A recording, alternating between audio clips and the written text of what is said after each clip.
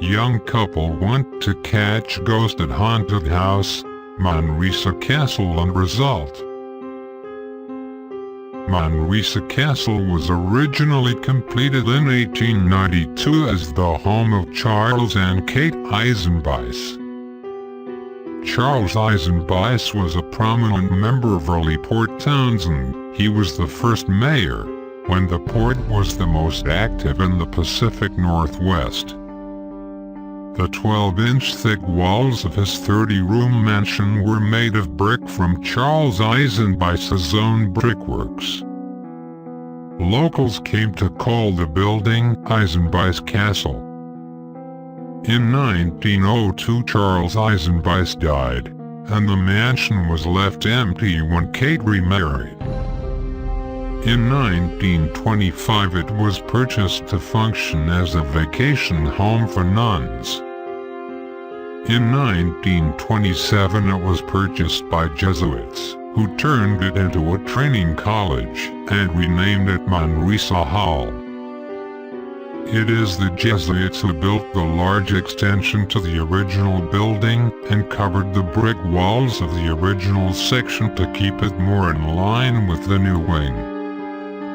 In 1968 the Jesuits left and it became a hotel. Ghost stories reports are that rooms 302, 304, and 306 are haunted. There are reports of 2 ghosts in residence. One is about a monk who hung himself in the attic. Sometimes people hear footsteps walking above them, but there is no one in the attic. The other ghost is a young lady who had been waiting for her beloved to return from war. After hearing of his demise, she threw herself out her window. Also, in the chapel/cafe drinking glasses are known to explode, even when in one server's hand. Ampersand sometimes the empty glasses are known to be turned upside down. There were many entries in the room journals that the manager graciously let us read and photograph that comment on the castle's haunting. Over the years, this beautiful building has served many purposes and remains in use today. It was built as a home for a successful immigrant and his wife, used later as a training college for Jesuit priests, and is now a hotel and restaurant enticing guests with the possibility of supernatural occurrences. In the mid-1800s, Charles Eisenbeis emigrated from Prussia to Washington with the intention of setting up a humble bakery. It became successful enough that he started to sell animal feed as well. This was only the beginning, as the area of Port Townsend began to flourish as a shipping port. Eisenbeis recognized this and expanded his business to construction and real estate. He grew very wealthy very quickly, and in the meantime married a woman named Kate. However, Eisenbeis was far from finished. He was elected as the town's first mayor, and soon after built an enormous hotel. Unfortunately, this was never opened and later burned down mysteriously. The entrepreneur was not fazed, rather he began construction on his dream home. Eisenbeis Castle, as it came to be called, featured artisan woodwork, 30 rooms, and walls 12 inches thick. This accomplishment was the last in Eisenbeis' life, as events took a turn for the worse. His son, also his business partner, committed suicide at their real estate office. The distraught father died 5 years later of a kidney disease. His widow continued to live in the castle until 1905, when she remarried 3 years later. With Kate gone, the building was idle in the hands of a local caretaker for nearly 20 years. This idea failed, and 2 years later Eisenbei's castle was sold to a group of Jesuit priests. Used as a training college, the building became home to monks attending their final year of study. In order to accommodate its new residents, the castle was expanded to hold a chapel, even more rooms, and an elevator. The finishing touch was to rename the building Manresa Hall, after the city in Spain where their order was founded. It was during this period that the most famous death in the building occurred, when one particular monk felt he could no longer go on. He hung himself in the attic, located right above what is now room 302 in the Manresa Castle Hotel. Some guests brave enough to stay there have reported hearing footsteps coming from the ceiling and occasional sounds of a strained rope. One even claimed to have been visited by a black hooded figure. The second spirit haunting the building belongs to a woman also by the name of Kate. She had stayed in room 306 during the 1920s, though not for very long. Upon hearing the news that her lover had died at sea, she jumped from the window to her death on the ground below. While the stories of why she committed suicide vary, her presence at Manresa Castle seems consistent. Some of the scarier incidents include sightings of a woman standing over beds or looking out the window, but it is more common for just the lights and television to switch on and off at random. In addition to hotel room spooks, glasses in the restaurant and chapel sometimes explode or turn upside down. Manresa Castle has become famous for its supernatural activity, and was featured on many television shows. To add to the ambience, the rooms even contain a ghost register for patrons to record any odd experiences. This seemed like a great idea, until some were upset by reading it and requested to switch rooms. Listen Tammy's story at Manresa Castle. My family and I are the year new to the state of Washington. I am and always will believe in the supernatural, as I have also had loads of experiences with those who have passed before my birth, and I was never shown any photographs of them. Told my own mother what this person looked like upon visiting me. She is as sensitive as am I. I feel and hear them. I am only capable of seeing them through my peripheral vision. I have asked the older locals about the castle, at least those who would talk about the hauntings there. And a lot were about the lady killing herself, the castle burning down, and of the monks.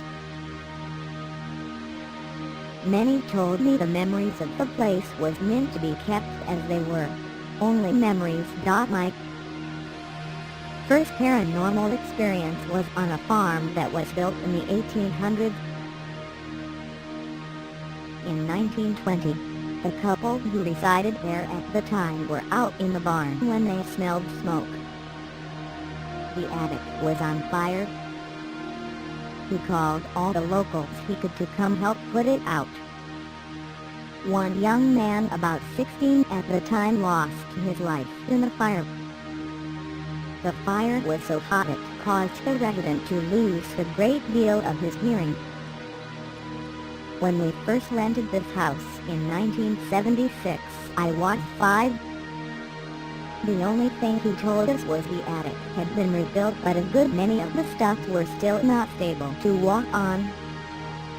My 2 brothers and I thought this was said to keep us out, which when the folks were gone we didn't exactly listen. One day my eldest brother and I were out in the garden doing chores while my other brother was being rushed to the ER due to 2,000 hornet stings. We heard fire. Fire! The house is on fire. My eldest brother and I looked puzzled as we were the only two home. We looked up and sure enough there was smoke pouring out of the attic and a young man standing there screaming. I was told to stay put, while my brother went in to see what was going on and find out how that man got into our home since there were no neighbors who lived closer than a mile away from us. We lived way out in the middle of nowhere, so to speak. My brother went in and didn't come out. The smoke was getting blacker and thicker. I ran in, headed up the stairs, felt the coldest cold that no winter anywhere could get so cold, smelled and heard the fire, seen my brother under his bed as white can get. No sooner did this start to happen it ended. No fire, no smoke and no young man. Our landlord mentioned any of this to our parents or to us kids. It was such a bad incident he never spoke of it. We were told years later about it by his brother. It was their baby brother who lost his life in that fire. For things to happen that we see in our life that took place long before our birth, they're always told it's implanted in our minds by stories others tell. How could this be so when we witness things others refuse to talk about and it happened before our birth? Believe in what you want. I have had my share of experiences to say I believe, because these things are there and they are real. Things I should not have knowledge of, but I do, and I did not gain them from other people telling me. I went to the people and asked about these things in which I should never have known about. There are your believers and there are your doubters. We are the world of the mixed. There are those who try and tell us they are all demons trying to scare us and confuse us. I don't believe in that. Demons are here to take us and harm us. The experiences I have had, I have felt no fear. I embrace my gift. All the women in my family have a paranormal gift. Now my next to the last daughter is an extreme sensitive who can't see indirect sight, feel and hear spirits. She too embraces her gift, and I tell her not to let her gift run her life, but needs to run it herself. And this is Manresa's story. I have spent time in many haunted places but have never been as scared as I was in this hotel. Nothing sinister happened, but nonetheless I won't stay overnight here again. We were traveling through the area and decided to spend 2 nights here. We checked in and they told us at the front desk that we were to be informed that the hotel was haunted. This didn't faze us as, again, we have stayed at haunted places with no incident. We settled into our room, myself, husband, daughter and young son. There was so much thumping and banging from upstairs, but we didn't think much as it is a really old building. Same for the lamps that wouldn't turn on when switched, but flickered on and off later on. We went out for dinner in the hotel restaurant, came back to the room and got ready for bed. The bathroom had no windows, and almost a narrow passage to it from the room. It felt unsettling in there for sure. I woke up in the night and noticed the ceiling fan strings were spinning around. I thought it was the furnace air moving them and went back to bed. Next morning my husband told me he had a dream that he looked out our window to the turret across the courtyard and saw a woman with long dark hair, wearing a white nightgown, pointing at him. No one thought anything of it. We went out for the day, and when we came back and walked through the lobby we bought a book they were selling about haunted houses in Washington. Turns out the room we were staying in was in the book, listed as being haunted by a lady that committed suicide by jumping out the window of our room when she found out her husband was drowned at sea. Turned out he survived the storm thought to have killed him. Ironically enough, after reading about the history of the building, we checked out our surroundings. The front desk confirmed that the adjoining rooms were vacant and that there was no access to the space above our room, hence no way for thumping to be coming from above us. The room was heated with baseboards, no forced air to blow the ceiling fan strings as I had thought. We had dinner downstairs again and asked the waitress about haunting stories. It didn't even faze her. She said that our room was haunted by Kate, who had committed suicide. The restaurant patron bathrooms were haunted by the monk, who had also committed suicide by hanging himself after having had an affair with a townswoman. We went back to the room, and I wasn't happy about it.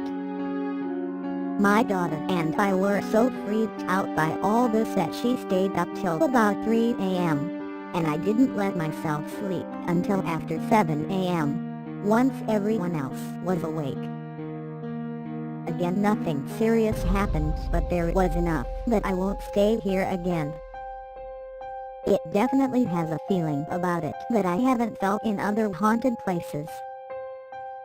Until now, more young couples still want to catch ghosts in Manresa Castle.